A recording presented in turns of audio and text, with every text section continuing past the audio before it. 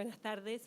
La idea de este espacio, que compartimos la coordinación con Francisco, es un lugar para presentar trabajos de investigación en EPID, en enfermedades reumáticas, y nos van a acompañar. La idea es presentar cada trabajo y que después haya un espacio para que el panel de discusión que nos acompaña opine y que también ustedes puedan participar.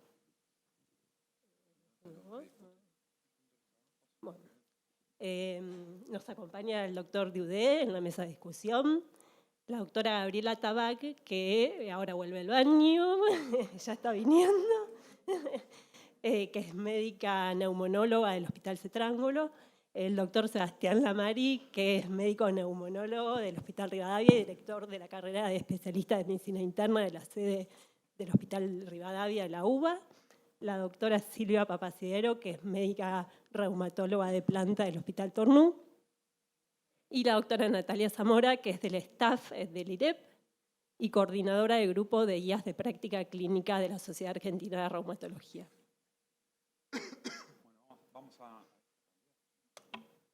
Vamos a empezar con el primer trabajo. Se titula Enfermedad pulmonar intersticial en pacientes con artritis reumatoidea tratados con tofacitinib. Lo va a presentar la doctora Vanessa Bejarano del Hospital Rivadavia. Ahora sí. Buenas tardes a todos. Bueno, como sabemos, la enfermedad pulmonar intersticial es una manifestación extraarticular muy frecuente en los pacientes con artritis reumatoidea. Varios de los fármacos que se utilizan comúnmente para el tratamiento de esta enfermedad han sido implicados tanto en el desarrollo como en la exacerbación de la enfermedad, ya sean las DIMAR convencionales o fármacos biológicos como los anti-TNF.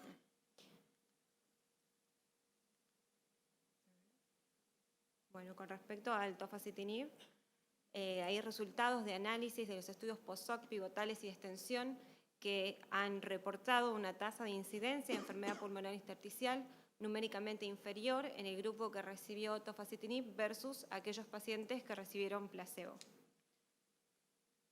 Por lo cual, el objetivo de nuestro estudio preliminar fue describir la evolución de la disnea, los parámetros de la espirometría y la DLCO, y también los hallazgos en la tomografía axial de alta resolución en pacientes que tenían diagnóstico de artritis reumatoidea asociada a enfermedad pulmonar intersticial y que habían recibido tratamiento con tofacitinib por un periodo mínimo de 12 meses. Bueno, como criterios de inclusión, obviamente, pacientes que tenían diagnóstico de AR, que cumplían tanto los criterios ACR 1987 o ACR RULAR 2010, que tenían el diagnóstico de enfermedad pulmonar intersticial, diagnosticada previamente a través ya sea hallazgos clínicos, espirométricos o tomográficos, y que se encontraron en tratamiento con tofacitinib con una dosis de 10 miligramos día vía oral. Aquellos pacientes que presentaran otra enfermedad del tejido conectivo en forma concomitante u otra enfermedad crónica no controlada eran excluidos. Se realizó un diseño descriptivo, retrospectivo y multicéntrico. Bueno, entre las variables que evaluamos, se evaluó la disnea se evaluó a los 6 y a los 12 meses. Esto se hizo a través de una escala, la escala modificada, Medical Research Council, es una escala autoadministrada en su versión en español, que acá la tenemos, que va desde grado 0, que es la ausencia de disnea con el ejercicio intenso, hasta un grado 4, en el cual la disnea impide al paciente, por ejemplo, salir de su hogar o se presenta entre esfuerzos mínimos, como por ejemplo vestirse. También se evaluó el cambio en la capacidad vital forzada desde el nivel basal a los 12 meses y también el cambio desde el basal a los 12 meses en la DLCO. En cuanto al atacar se consignó. Si era atacar diagnóstica, el patrón, bueno, si se correspondía con una neumonía intersticial usual, una neumonía intersticial no específica o neumonía organizada.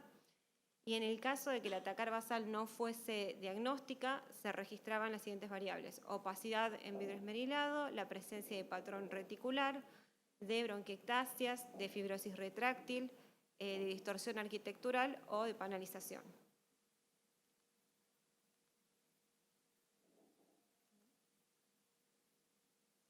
Se consideró también el cambio desde el basal a los 12 meses.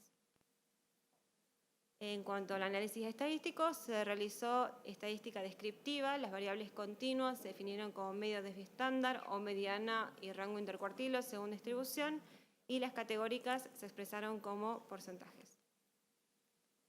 En cuanto a los resultados, dentro de las características demográficas, logramos reclutar 15 pacientes. La media de edad en años fue de 64 años. El 60% de los pacientes eran de sexo femenino. En cuanto al tiempo de evolución de la enfermedad de la artritis reumatoidea, era de una mediana de 9 años. El 40% de los pacientes eran tabaquistas. El 100% eran seropositivos, dobles seropositivos, tanto para factor reumatoideo como para anti-CCP. En cuanto al tiempo de evolución de la enfermedad pulmonar intersticial en años, fue una mediana de 4 años. Y dentro de las manifestaciones extraarticulares, el 77% de los pacientes presentaban otra manifestación extraarticular, además de la enfermedad pulmonar intersticial. Bueno, en cuanto a los resultados, el 60% de los pacientes había recibido previamente metotrexato y el 80% otra DIMAR distinta al metotrexato. El 33% de los pacientes había recibido tratamiento biológico previo. Los agentes utilizados fueron abatacept, anti-TNF y tocilizumab. La media de tiempo de tratamiento con tofacitinib fue de 1.93 años. Todos los pacientes recibían tofacitinib en dosis de 10 miligramos día.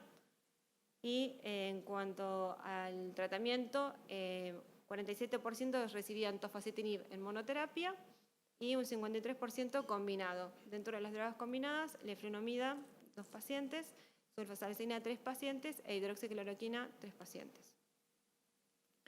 En cuanto a la disnea, el 27% de los pacientes tenía disnea grado 3 o 4 a nivel basal y se observó mejoría en la escala de disnea en 8 pacientes y en el resto de los pacientes la disnea permaneció estable. Acá señalamos de los pacientes que tenían disnea grado 3-4, 3 pacientes mejoraron y en 1 permaneció estable.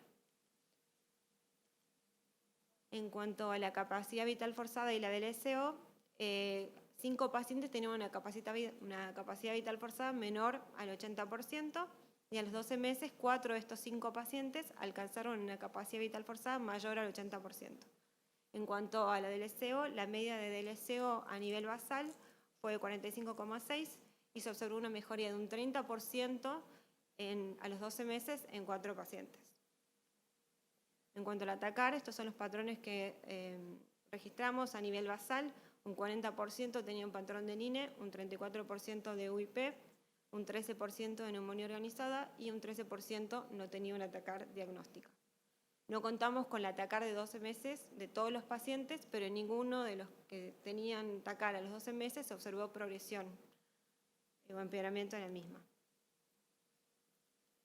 En cuanto a las conclusiones, este es un estudio preliminar, se realizó con pacientes de la práctica cotidiana, no pudiendo disponerse en todos los casos de todos los exámenes funcionales respiratorios correspondientes, y no obstante, a pesar de las limitaciones que tiene este estudio, ninguno de los pacientes que evaluamos presentó empeoramiento de la disnea, incluso la misma mejoró en algunos individuos. Con respecto a los parámetros espirométricos y la DLCO, como les comenté previamente, 4 pacientes mejoraron tanto la capacidad vital forzada como la DLCO a los 12 meses. Sabemos que los resultados de los análisis post-hoc, los pivotales y estudios de extensión de tofacitinib sugieren que el desarrollo de eventos de enfermedad pulmonar intersticial es numéricamente menor en este grupo de pacientes que recibió tratamiento con tofacitinib en relación al placebo. Por lo que podemos decir que, si bien sabemos que los pacientes que son incluidos en los ensayos clínicos pueden diferir en gran manera de los pacientes que uno recibe en la práctica clínica, por lo que pensamos que son necesarios realizar estudios prospectivos, obviamente con un mayor número de pacientes, mayor tamaño muestral, en donde se realicen controles sistematizados de la función pulmonar y de imágenes para poder corroborar estos hallazgos que encontramos.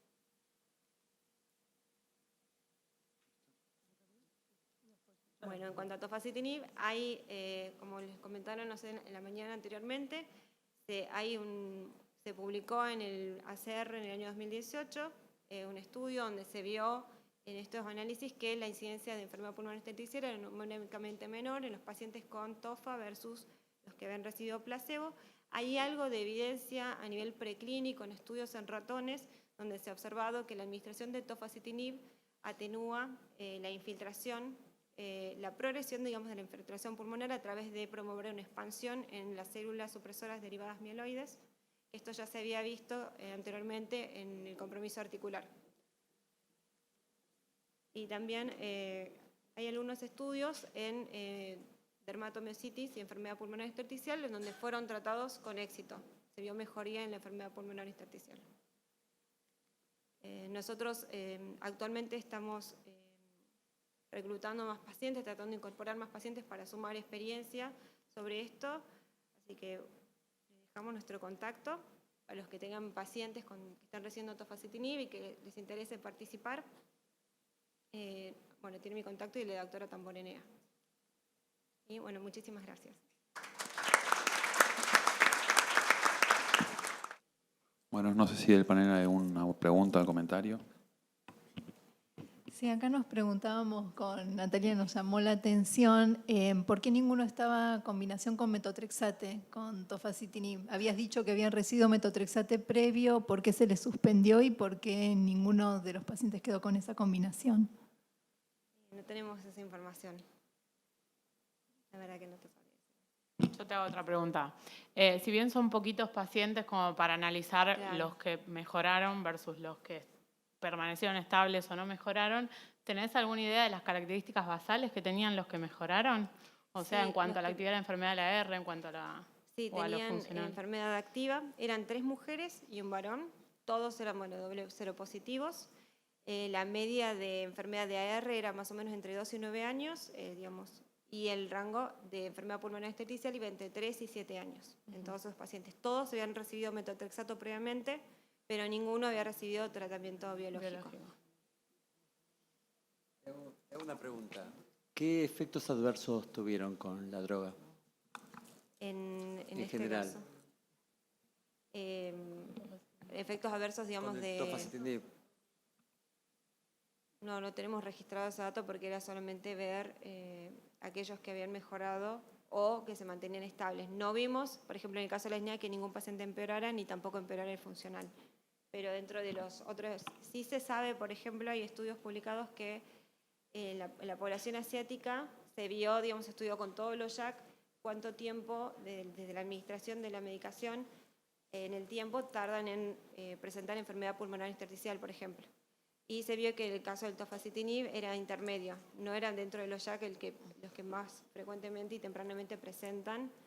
En el caso del estudio publicado del pool de análisis post-hoc, sí se vio que de 7.000 pacientes, más o menos 42 desarrollaron enfermedad pulmonar intersticial durante los estudios, pero eran pacientes que tenían también todos factores de riesgo tradicionales para el desarrollo de EPID, eran doble seropositivos, eran tabaquistas o extabaquistas, habían recibido metotrexato previamente y tenían altos niveles de actividad de la enfermedad.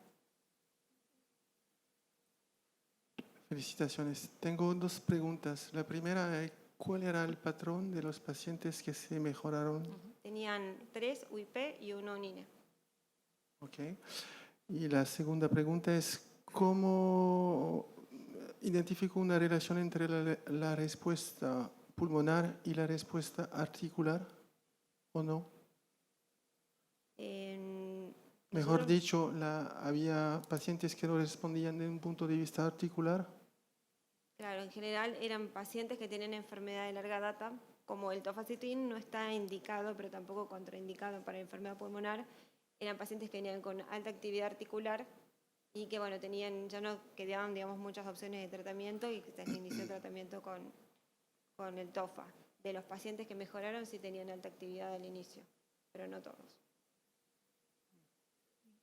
Dale. No, que me llamó la atención que había 4 pacientes con disnea clase funcional 3-4. ¿En ellos no se planteó otra cosa más que el tofacitinib?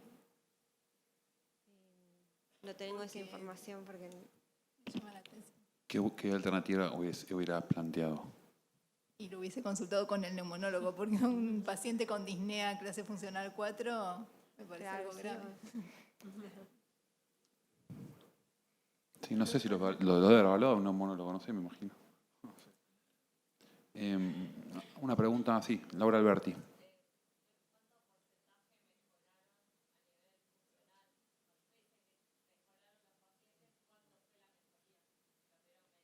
Sí, de la DLCO un 30% y de la capacidad vital forzada, si mal no me equivoco, un 20 y pico por ciento. ¿La tomografía estaba centralizada? O sea, hacían todo en el mismo lugar y la basal y la otra tampoco. O sea, de la médica que nos envió los pacientes que habían presentado mejorías, sí, pero eran pacientes, era un estudio multicéntrico, así que cada uno se maneja en forma distinta. Que quizás eso obviamente es lo que, ahora que estamos tratando de incorporar más pacientes, vamos a tratar de hacerlo. Eran pacientes pertenecientes al servicio. Claro, era multicéntrico, Digamos, sí. simplemente recibimos los datos de médicos que espontáneamente decidieron colaborar con Lo el mismo el proyecto. funcional, claro. Entonces hay muchas preguntas que no pueden responderse porque no eran pacientes que uno venía siguiendo su historia y su evolución. Claro, totalmente. Una cosa, quizás, muy buen trabajo, para cuando vayan creciendo, quizás lo que puedas hacer es traspolar de pulmón, porque ustedes pusieron mejoría como los que tenían menor de 80 y llegaron a más de 80, quizás tratar de buscar como clúster de mejoría, digo, más del 5%, más del 10%, o incluso medias de FBC en mililitros, como para tener datos. Está bien que ahora son pocos pacientes, pero después quizás, porque quizás tenía 79% y lo pusiste como mejoró y llegó a 81. Claro. Entonces es como quizás un buen dato para después.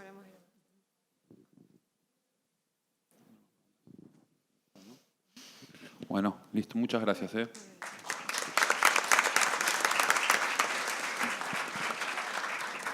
El siguiente trabajo a presentar se titula Compromiso pulmonar en artritis reumatoidea temprana, asociación con serología, imágenes y test funcional pulmonar. Lo va a presentar el doctor Federico Benavides del Hospital Argerich. Hola, buenas tardes. Esto es así. Bueno, voy a presentar, es un corte preliminar de un estudio que estamos haciendo en forma conjunta con el Hospital Ferrer y el Hospital Rivadavia. Rastreo de compromiso pulmonar en artritis reumatoidea temprana y asociación con serologías, tomografía de tórax y pruebas funcionales respiratorias. Como sabemos, la artritis reumatoidea es la enfermedad autoinmune más frecuente, con una prevalencia que se encuentra entre el 0,4 y 1,3% de la población general. Y en la artritis reumatoidea el pulmón puede verse afectado tanto a nivel del parénquima como en vías aéreas. La forma más severa de compromiso pulmonar es la enfermedad pulmonar intersticial. Esta enfermedad afecta entre el 10 y el 42% de los pacientes según las distintas series, dependiendo fundamentalmente del método utilizado para su diagnóstico. El compromiso de la vía aérea es más frecuente, en un 60%, hay una serie que describe hasta un 92%, y los pacientes con compromiso pulmonar parecieran tener valores más elevados de anticuerpos antipéptidos citrulinados. Están dando ahí está. Bien, un grupo de investigadores demostró que el monitoreo activo de la enfermedad pulmonar con tomografía de alta resolución en pacientes con AR puede mostrar anormalidades intersticiales hasta en el 33% de los casos, y esto es lo que se denomina enfermedad pulmonar intersticial subclínica, que es la presencia de anormalidades intersticiales en tomografía en un grupo de pacientes asintomáticos. El objetivo de nuestro trabajo es identificar la prevalencia de compromiso pulmonar en pacientes con artritis reumatoidea temprana sin enfermedad pulmonar previa conocida y determinar la asociación entre tomografía, hallazgos clínicos, test funcionales respiratorios y serologías. Es un estudio multicéntrico de corte transversal donde se incluyeron pacientes de 18 o más años de edad con diagnóstico de artritis reumatoidea, según criterios ACR regular 2010, y hasta un año de evolución sin enfermedad pulmonar diagnosticada previamente ni tratamiento con DIMAR biológicos o sintéticos dirigidos. Se le realizó a todos los pacientes tomografía de tórax, laboratorio inmunológico, test funcionales respiratorios y evaluación clínica por reumatólogo y neumonólogo. Y se excluyeron aquellos pacientes con compromiso pulmonar asociado a artritis reumatoidea ya diagnosticada.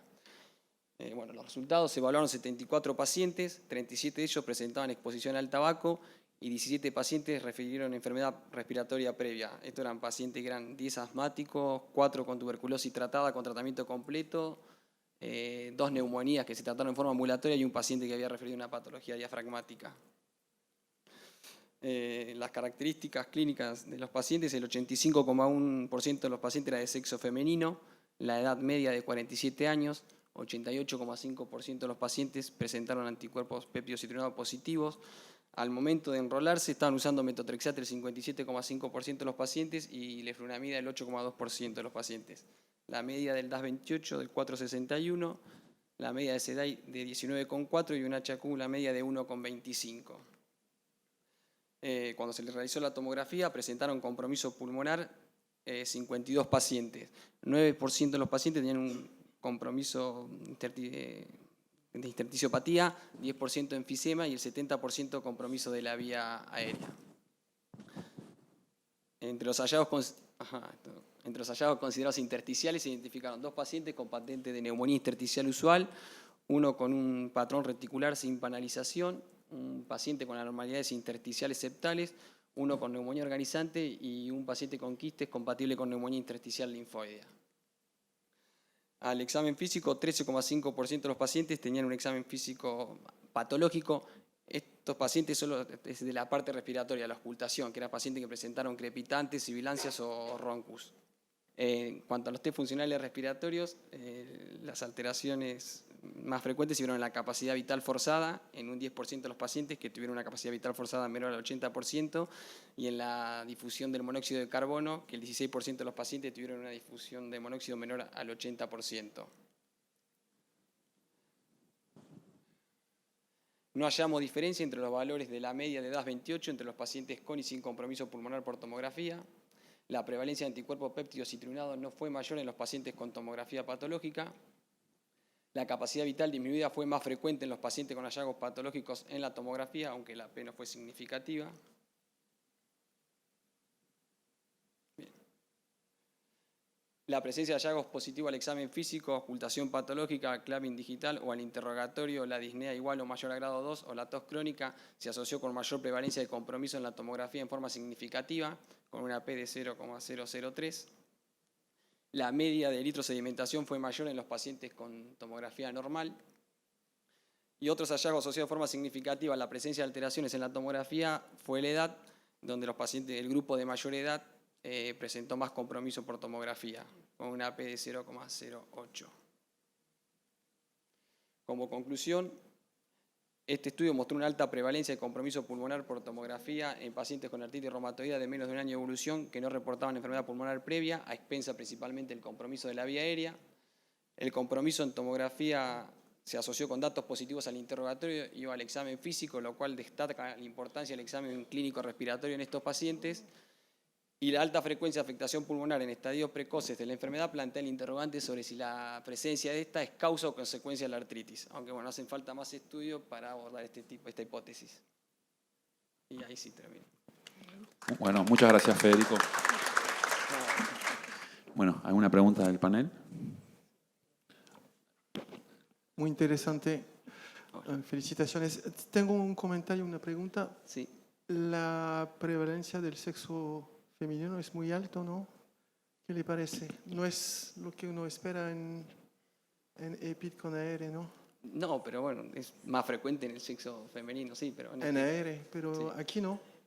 No, tal vez como era un rastreo en la población con AR temprana y es más frecuente la AR en mujeres, digamos. Okay. La segunda pregunta es que, en fin, la frecuencia del compromiso intersticial es muy leve. Sí, de la en esta población. Sí. Y quizás usted ha visto unas publicaciones de los equipos del norte de Europa con alta frecuencia, más de 60%. Sí. ¿Puede hacer un comentario a propósito de eso? No, o sea, eso es lo que cuando revisamos la bibliografía fue lo que encontramos en cuanto, o sea, de hecho hay una serie que debe estar en la bibliografía que reportaba el 92% de lo que es vía aérea. Y después de la parte intersticial fue lo que encontré. Yo, en parte, creo que debe tener que ver con que excluimos de entrada, como digamos, todos los pacientes que ya tenían diagnóstico de enfermedad intersticial. Entonces, estos eran solamente pacientes, claro, subclínicos. No, o sea, subclínicos, claro, estos los pacientes en una de esas tenían manifestaciones al interrogatorio dirigido, pero no se les habían comentado a su neumonólogo o a su reumatólogo. En realidad, su reumatólogo no habían sido estudiados y la primera noticia del compromiso pulmonar por AR fue en este contexto del estudio. Entonces, es evidente que la diferencia de prevalencia es atribuible a eso. Se excluyeron todos los que ya se sabía que tenían, digamos. Sí. Me imagino. Está bien. Doctor Lamari. Sí, no, un comentario. Me llama la atención el alto compromiso de la vía aérea que encontraron. Si podés hacer algún comentario acerca de eso. Si piensan que la alta incidencia de pacientes que fumaban tenía alguna relación, porque el 50% Sí, puede ser, por fumaba. eso yo puse lo del cigarrillo, o sea que el 50% de los pacientes fumaban. La verdad no me acuerdo lo de los resultados que están, pero es lo que encontramos. ¿Es parecida a otras series? Sí, Sí, es en un, la fa- es serie- un factor de la serie riesgo. En promedio dicen un 60%, y una sola encontramos que es un 92%, pero el 60-70% es lo que se encuentra. Es más que la población general, pero no más que la población de artritis reumatoidea, me parece, la prevalencia de tabaquismo. De hecho, creo que es inclusive más alta. Muchas gracias. Te hago otra pregunta. A temprana es bastante discutido el punto de corte de cuánto es, si 1 año, 2 años, pero por lo general hay bastante consenso de 2 años. No, en Y realidad con AR también. lo de artritis temprana por ahí quedó por el principio era 2 años. Cuando vimos todos los pacientes, todos los pacientes eran menos de 1 año. Entonces después, para que quede claro cuándo fue Igual el corte. faltan pacientes, ¿no? Es Sí, preliminar el trabajo. es preliminar. La idea es llegar a 100 pacientes. Lo cortamos ahora en 74 y lo analizamos para poder presentarlo ahora en la jornada. Claro. De hecho, en el Congreso lo presentamos con menos pacientes porque era lo que teníamos, pero bueno. Pero El quizás, criterio de digamos, inclusión era menos de 2 años. Menos de 2 años. Como en los 74 pacientes que juntamos, todos tenían menos de 1 año. Pusimos menos de 1 año, pero el criterio, en realidad por protocolo era menos de 2 años de evolución quizás de la en los que artritis. vienen consiguen. Quizás entre 1 y 1 año y medio, absolutamente. Sí, sí, No, el correcto. protocolo dice 2 años. Acá pusimos 1 año porque cuando analizamos ahora todos Claro. tienen menos de 1 año, meses, semanas algunos. Sí, yo quisiera comentar que no es menor el tema del compromiso de la vía aérea en los pacientes con artritis reumatoidea, que quizás si en el tiempo logran incluir más pacientes, quizás pueden ajustarlo por el antecedente de tabaquismo y probablemente vean que aunque los pacientes no fuman, van a tener compromiso de la vía aérea por la artritis reumatoidea en sí. Por ahí ahora no les va a dar por el N, claro, pero si siguen enrolando. Nosotros en el Hospital Británico hace varios años habíamos hecho en nuestra serie de pacientes con artritis reumatoidea, sintomografía previa, y encontramos también más del 45% de los pacientes tenían compromiso de la pequeña vía aérea, mucho más de lo que se veía de patología intersticial. Igual que ustedes también vimos enfisema. Está bien, gracias. No, felicitaciones por el trabajo, me encantó y sobre todo me encanta que les da que la clínica sigue siendo soberana, o sea que correlaciona con lo que uno oculta. Eso fue lo más lindo. Y lo otro que estaría bueno seguir estos pacientes y ver qué tratamiento se le da a cada uno y qué pasa La idea después con ellos. es Porque lo seguirlo. encontrás y qué Estamos haces. en el plan de hacerlo a 2 y a 5 años. Pero bueno, hay que juntar algunas cositas todavía. Pero la idea es seguirlo porque los 2 años serían ahora en diciembre. Y la idea es volver a citar a los pacientes, ver con qué tratamiento estaba y si se puede, obviamente, repetir la tomografía en el mismo centro, hacer los laboratorios, todo de vuelta. Pero bueno, no es fácil. Hay que juntar Es algunas estudiar cositas. quiénes progresan y, digamos, y por qué no.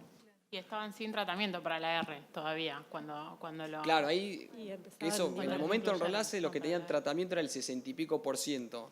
Porque había muchos que, a ver, yo me manejaba con Francisco y con Dimar. Fabián, y yo los veía tal vez un martes, que ahí le hacía el diagnóstico, y tal vez ese mismo día o al otro día se estaban haciendo la tomografía y ellos lo estaban evaluando. Entonces, por eso hay un alto porcentaje de pacientes que no tenían tratamiento. Pero obviamente se iban de la consulta para Y comprarse la habían medicación. todo. excluido DIMAR de sintéticos y biológicos, ¿no? Sí. ¿Y eso por qué los excluyeron? Porque por ahí hubiera estado bien también analizarlo por su grupo, a ver si también había alguna diferencia entre los que ya tenían biológicos Está bien. o solo DIMAR. No, pero la idea era ver el compromiso pulmonar en estos pacientes, como para ver si ya hay compromiso pulmonar antes que el articular o no, y sin tratamiento, porque si por ahí están, ahora ya sabemos que el metotrexate no es tan malo como se piensa, pero por ahí antes no, se le podría haber echado la culpa al metotrexate o al tratamiento que tenía, entonces la idea fue excluirlo. La idea era que estén lo menos embarrados posibles con medicación. E igualmente, siendo una corte de pacientes con AR temprana, Sí, es raro. sería menos probable que tengan indicación de biológico, aunque podría ser ser. igual. Podría ser. Con 1 año más. Bueno, muchas gracias, Federico.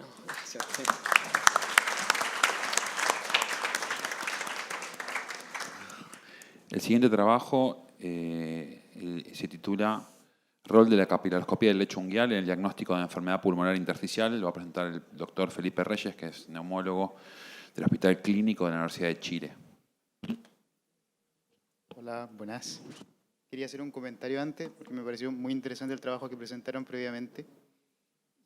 Nosotros vemos muy frecuentemente compromisos vía aérea. De hecho, el año pasado se presentó un abstract donde se encontró harta prevalencia de compromiso vía aérea en AR y esos pacientes son de más difícil manejo y de hecho tienen peor pronóstico. Así que es bien interesante. Y ayer se publicó del otro lado de la esfera, desde el asma, un trabajo que mostraba alta prevalencia de aspa en pacientes asmáticos. Así que probablemente a lo mejor esos pacientes no son asmáticos y son bronquiolitis, son AR temprana. Así que yo creo que es un nicho nuevo a explotar. Bueno, yo les voy a hablar de otro lado. Nosotros vamos a hablar de la capilaroscopía como elemento diagnóstico extra para el diagnóstico de enfermedad intersticial asociada a enfermedad del tejido conectivo. A ver si la chunto ahora con el puntero. Bueno, ustedes saben que hacer la diferencia entre una neumonía intersticial idiopática y una neumonía intersticial asociada a una enfermedad autoinmune es muy importante. El pronóstico es diferente, los tratamientos ahora son diferentes y utilizamos diferentes elementos clínicos, tanto como el comité multidisciplinario, como una biopsia de glándulas salivales, como un panel de anticuerpos ampliado. La capilaroscopía tiene un rol en este nicho. Originalmente se utilizó para hacer la diferenciación del Raynaud primario y secundario. Ahora la capilaroscopía tiene varias otras utilidades y tiene la ventaja de que es un examen no invasivo, en general inocuo, es fácil de utilizar, con una curva de aprendizaje, eso sí claramente está. Y la desventaja propiamente tal es que hay que aprender a utilizarla, obviamente, y que falta todavía estandardización del método en algunos settings de pacientes específicos. No tiene contraindicación y eso es muy bueno. Se puede utilizar el videocapilaroscopio, que es el gold estándar, pero también se puede utilizar un microscopio digital USB que también te permite tomar fotografías, tiene una amplificación de 200x y en el fondo para empezar a hacer el procedimiento podría ser una buena técnica y es de menor costo. Entonces, ustedes saben esto, en el fondo la capilaroscopía lo que nos permite ver es las alteraciones del capilar, lo que vamos a ver son las densidades capilares, vamos a ver las alteraciones estructurales del capilar, y esto traduce, al parecer, por lo menos en la esclerodermia, el compromiso de la microvasculatura de otros órganos y podría ayudarnos a predecir y pronosticar incluso no solamente la enfermedad intersticial, sino el compromiso de otros órganos. Y ya tenemos información de la literatura sobre la utilidad de la capilaroscopía en enfermedad intersticial. Por ejemplo, en este trabajo, ellos encontraron que la densidad vascular francamente estaba disminuida en los pacientes con enfermedad intersticial asociada a enfermedad del colágeno. Si tengo puntero. ¿Cuál es el puntero aquí? Sí. Acá. Estos son los pacientes que tienen franca disminución de la densidad capilar y esto es significativo en comparación con los pacientes que tienen enfermedad intersticial idiopática y en comparación con los controles, que los controles son enfermedades intersticiales, pero enfermedad en colágeno sin enfermedad intersticial. Y cuando uno hace la diferencia por patrones, incluso la densidad vascular incluso está más disminuida aún en los pacientes con patrón UIP que en los patrones con NSIP. Y este es otro estudio que se publicó este año, donde trataron de evaluar si algunas alteraciones propiamente tal de la capilaroscopía se asociaba a disminución de la función pulmonar y encontraron cosas bien interesantes donde los patrones propiamente tal de esclerodermia se asocian a peor función, donde la pérdida capilar acá no tuvo significancia, a pesar de que en otros estudios anteriores se sabe que la pérdida capilar se asocia a peor función, y los megacapilares acá encontraron que se asociaban a peor función pulmonar. Entonces, ¿qué hicimos nosotros? Nosotros lo que hicimos fue reclutar a un grupo de pacientes que iban a la clínica a hacerse capilaroscopía con el objetivo de elemento diagnóstico para la enfermedad intersticial. Estos no eran pacientes que se hacían capilaroscopía con otro objetivo. Utilizamos su diagnóstico pre-capilaroscopía, se hizo la capilaroscopía, y el diagnóstico post-capilaroscopía se hizo en relación a un equipo multidisciplinario con el resultado de la capilaroscopía y todos los estudios reunidos previamente. El estudio que ustedes tienen tiene 20 pacientes, nosotros logramos reclutar un poco más de pacientes, tenemos 51 pacientes ahora. ¿Y qué encontramos de resultados? ¿No encontramos resultados? Acá. Entonces, de estos 51 pacientes son predominantemente sexo femenino, como era de esperar. Aproximadamente un 27% de los pacientes tienen Raynaud, 86% de los pacientes tienen ANAS positivo o FAM positivo, y de los diagnósticos precapilaroscopía, lo que tenemos más frecuente, un 31% eran neumonías intersticiales idiopáticas, o así estaban como working diagnosis, más o menos como un 30% en IPAF, y 12% era enfermedad indiferencial del tejido conectivo. Entiéndanse por enfermedad indiferencial del tejido conectivo aquel paciente que tenía algún elemento de autoinmunidad, pero no cumplía criterios de IPAF porque, por ejemplo, era una UIP. Por eso lo dejamos como enfermedad indiferencial del tejido conectivo. Y en los patrones teníamos NSIP en alrededor de un 39%, indeterminadas en un 22% y UIP en 18%. Entonces, cuando aplicamos la capilaroscopía, obtuvimos como resultado 54% o 55% de los pacientes tenían capilaroscopías positivas. Nosotros dijimos como capilaroscopía positiva a aquellos que tenían patrones de esclerodermia, pero también incluimos a aquellos con cambios microangiopáticos, es decir, lo que ustedes considerarían como inespecífico. Pero el 53.5% de estos pacientes positivos tenían pattern de esclerodermia.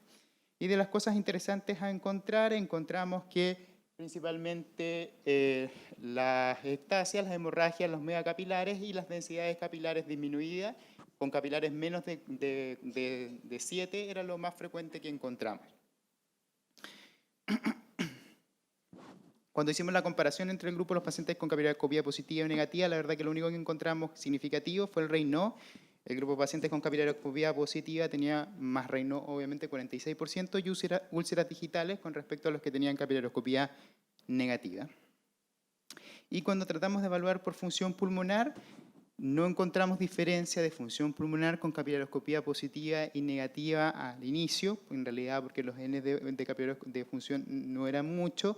Encontramos una diferencia en difusión, como ven ustedes, en 51 y 66, pero no fue significativa en términos de P. Y lo que hicimos fue agrupar el concepto de función pulmonar disminuida al inicio, que para nosotros fue tener una CDF menos de 70 y o una difusión menor de 60. Y así encontramos que el 70% de los pacientes que se categorizaban como una función pulmonar disminuida al inicio tenían una capilaroscopía positiva y el 30% que no cumplían esta condición tenían una capilaroscopía negativa. Y cuando tratamos de evaluar los hallazgos de la capilaroscopía en relación a esta misma definición de función, encontramos que era más frecuente obtener en naranjo son los pacientes que tienen mala función, en azul los pacientes que tienen buena función, megacapilares, pérdidas vasculares, áreas avasculares y hemorragias. Y cuando hicimos un análisis univariado de las condiciones que se asociaban a la capilaroscopía y mala función, obtuvimos varios resultados, pero la verdad es que ninguno de ellos fue clínicamente significativo en términos de estadístico, pero principalmente porque los N de pacientes que tenían función pulmonar eran bajos porque teníamos pérdida de datos, obviamente. Y por último, lo que hicimos fue analizar caso a caso si la capilaroscopía había cambiado o apoyado el diagnóstico, y la verdad que apoyó el diagnóstico de la enfermedad en un 51.9% y cambió el diagnóstico en un 33% de los casos, donde los principales cambios de diagnóstico fue de pasar de ser un IPAF a una esclerodermia, pasar de ser una enfermedad indiferencial tejido conectivo a una esclerodermia, y en un caso que estaba catalogado como lupus, quedó como una enfermedad entre el lupus y esclerodermia. Eso, como conclusión entonces, ustedes saben que la enfermedad pulmonar intersticial es difícil de hacer el diagnóstico y en realidad un comité multidisciplinario es lo más importante, pero la evaluación general junto con otros elementos como la capilaroscopía podría ayudarnos a el diagnóstico de este grupo de pacientes. Gracias. Ese es el... Hola, muy lindo el trabajo. Una pregunta es si quien hacía las capilaroscopías conocía el diagnóstico del paciente. ¿El diagnóstico precapilaroscopía? Sí. Porque eso creo que puede influir un poco en los resultados.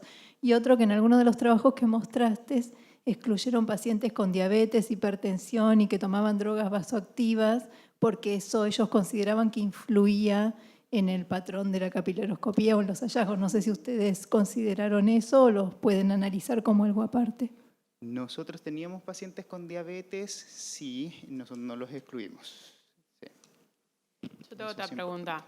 Respecto al diagnóstico precapilaroscopía, ¿ustedes eran todos indiferenciados? ¿No tenían una enfermedad del tejido conectivo hecha por reumatólogo? Esa parte me perdí, porque sé que te decía, tenías el patrón tomográfico, pero con FAM positivo algunos, con factor reumatoide otros, pero ninguno tenía un diagnóstico. No, tenía un working diagnosis. En el fondo estaban en estudio de. Por eso, Claro. por ejemplo, o eran una UIP con un ANA positivo, sin clínica. Y no llegaba a cumplir Claro, y no llegaban criterios a... diagnósticos. Por eso, por ejemplo, llama la atención esto que pasaron a ser esclerodermia, porque en el fondo no tenían los puntos suficientes para ser catalogados como esclerodermia. Probablemente en la práctica para ti era una esclerodermia. Y lo que aportó la capilaroscopía es que le aportó los elementos que te faltaban para decir sí, es una esclerodermia. No tenía piel, era una esclerodermia cínea, por ejemplo. Por ahí es mejor tener una población más homogénea y si ya había un grupo de pacientes con un cuadro clínico muy sugestivo de un diagnóstico de la enfermedad, por ahí lo ideal es excluir a esos pacientes. ¿Cómo? Por ahí esos pacientes hubiese sido ideal excluirlos, que digamos son pacientes diferentes los que tienen ya una alta sospecha de una enfermedad reumática que los que tienen, digamos, el compromiso pulmonar solito. El aporte de la herramienta diagnóstica, digamos, la presunción diagnóstica cuando vas a hacer la capilaroscopía Claro. es diferente.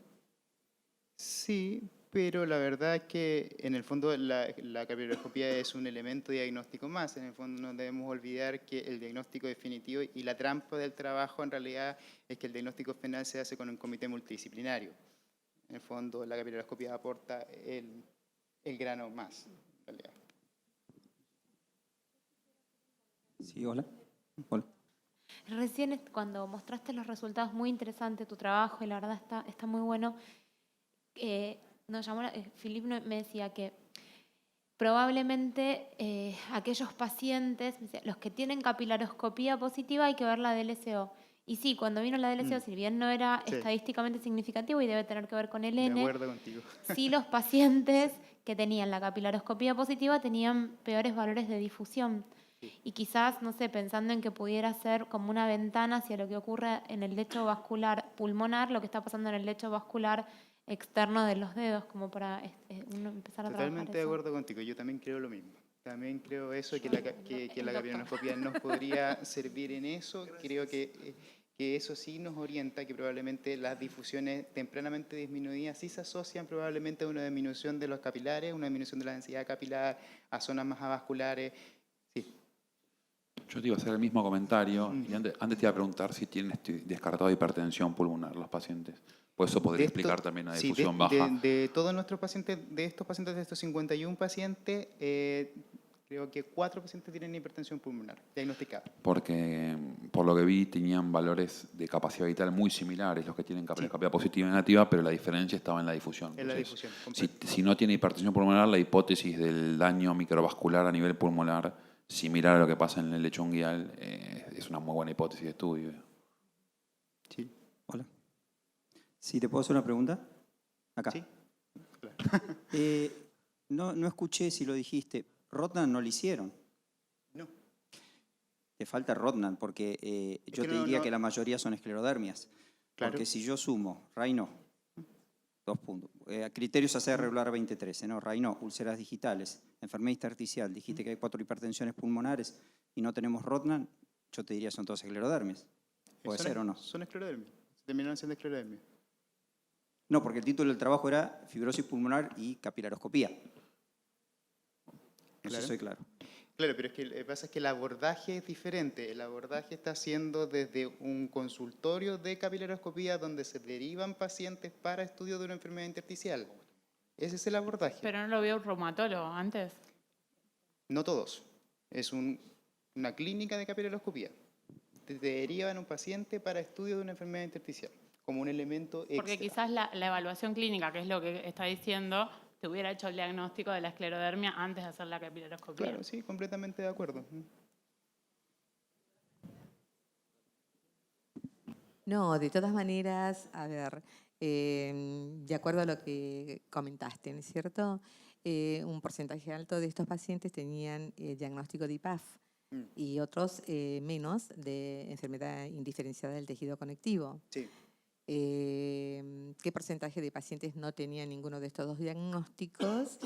Y a esos pacientes calificados como IPAF y enfermedad indiferenciada, evidentemente para tener ese diagnóstico lo habría visto algún reumatólogo. Sí, la mayoría eran nuestros. La mayoría eran nuestros. No sé, el 80% eran nuestros, pacientes nuestros que ven nuestro reumatólogo y que los veamos nosotros. Pero un 20% son pacientes de derivación externa y esos pacientes de derivación externa o los ve otro reumatólogo o los ve otro neumólogo. Bien, a mí me parece muy interesante la propuesta, muy interesante el trabajo también, pero sí me parece mejor revisar los diagnósticos de ingreso, digamos, porque si tenemos una IPAF que después nos apareció una esclerodermia o enfermedades indiferenciadas del tejido conectivo que posteriormente nos parecieron esclerodermia, capaz que eran esclerodermia sí, probablemente. O esclerodermia temprana o muy temprana. ¿Sí? No, creo que todos acá pensamos lo mismo, porque estamos hablando de como preguntas de que en la práctica diaria todos pensamos que son esclerodermias. Pero lo que quería aclarar es que lastimosamente acá estamos todos sesgados, por algo estamos acá. No sé cuánto, pero me arriesgo a decir que el 98% de los neumólogos y reumatólogos que ven estos pacientes los pondrían o como no caracterizado o como idiopático. Y ni siquiera le pedirían capaz capilaroscopía, porque ni siquiera la mayoría tiene Raynaud. Con lo cual, si yo agarro un reumatólogo general y le digo, ¿le podés hacer capilaroscopía a la dermatóloga, biopsia de piel, autoanticuerpo? Quizás me mira como un loco pensando para qué si es algo idiopático. Por eso acá todos pensamos lo mismo. No sé si eso va de la mano de que en el fondo IPAF tampoco existe, porque estás planteando eso también. Sí, o sea, claro, para mí tampoco IPAF existe. IPAF es un diagnóstico transitorio hasta llegar probablemente al diagnóstico definitivo. Pero yo creo que la cuestión es lo que dices tú. Acá todos estamos sesgados porque todos trabajamos en esto y hablamos de esto todo el día. Pero en otros lados claramente no. La capilaroscopía recién estamos haciendo la campaña de utilizarla como elemento diagnóstico para esto. Imagínense que aquí el 30% de los pacientes eran clasificados inicialmente con una neumonía intersticial idiopática. Y de ese un grupo importante eran pacientes con UIP con un ANA positivo. O sea, esos pacientes probablemente habrían caído a un antifibrótico y no se habría hecho. Es probable que a lo mejor tenían elementos sutiles reumatológicos de esclerodermia, a lo mejor tenían un poco de esclerodactilia, tenían manos PAFI, pero pueden haber pasado desapercibido para un reumatólogo que era más lego o para un neumólogo que ni siquiera lo derivó a un reumatólogo. Pero la capilaroscopía aportó en dar elementos más estrictos de decir si es una esclerodermia. Claro. Sí, por eso digo que me parece muy interesante la propuesta, ¿sí? Ahora tratar de ver bien primero el diagnóstico primitivo, digamos. Bueno, terminamos. Muchas gracias. Gracias.